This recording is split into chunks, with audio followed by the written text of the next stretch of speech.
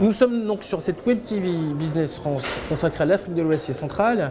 Nous accueillons donc Monsieur de la Forest d'Yvonne, qui est directeur région Afrique occidentale et donc centrale pour Business France. Bonjour. Une entreprise qui voudrait se lancer aujourd'hui au Nigeria, qu'est-ce qu'elle doit savoir? C'est quoi les points d'attention principaux? La première chose, d'abord, c'est que le Nigeria, au-delà du fait que c'est la première économie d'Afrique, c'est le géant d'Afrique, qui ne prospecte pas le Nigeria, ne prospecte pas l'Afrique, c'est un dicton local.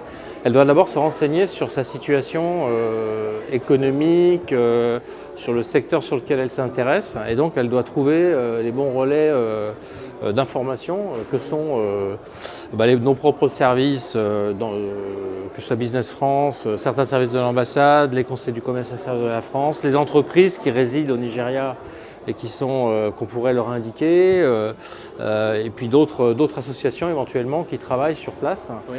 Il est essentiel, avocat je pense aussi bien sûr, banquier, il est absolument crucial de savoir où on va pour arriver à ne pas aller, on ne va pas dans un mur, parce que même si c'est à 6 heures d'avion, c'est pas plus loin que d'aller à Dubaï. Par contre, c'est un pays qui est quand même compliqué à prospecter et qui se prospecte dans la durée. Et il faut avoir une bonne connaissance non pas du terrain, puisqu'on ne l'a pas au départ a priori, mais en tout cas bien se renseigner pour être tout à fait prêt à partir. C'est un pays donc anglophone. Quelles sont les différences avec des pays francophones comme la Côte d'Ivoire ou même le Cameroun qui a les deux cultures? Est-ce qu'il y a des spécificités de ce point de vue-là? La première, avec la Côte d'Ivoire, c'est clairement la diversification qui, historiquement, en Côte d'Ivoire existe depuis très longtemps. Donc elle n'a pas été soumise à la crise pétrolière, ou en tout cas le pays beaucoup moins que le Nigeria, qui a beaucoup souffert en 2016. Et le Cameroun, c'est aussi un pays où il y a des activités quand même qui sont assez diverses et variées. Et la crise pétrolière ne les a pas aussi impactées. Donc ça, c'est la première des choses. Et ensuite, on n'est pas en zone d'influence. Ça, c'est la deuxième chose qui est la plus importante.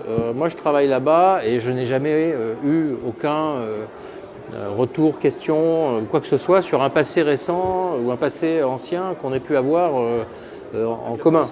Jamais. Jamais. Parce qu'on ne se connaît pas tout simplement. Donc vous êtes français, ah bon, vous êtes les bienvenus.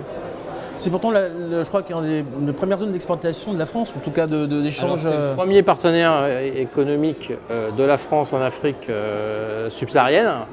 Comme c'est la première économie d'Afrique, et donc ça varie selon les années, mais effectivement c'est notre premier partenaire en Afrique.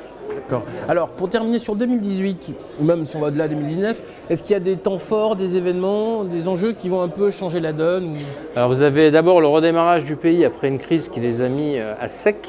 On redémarre aujourd'hui sur une production pétrolière qui est à peu près revenue au niveau de 2015-2016, 1,8 million de barils jour.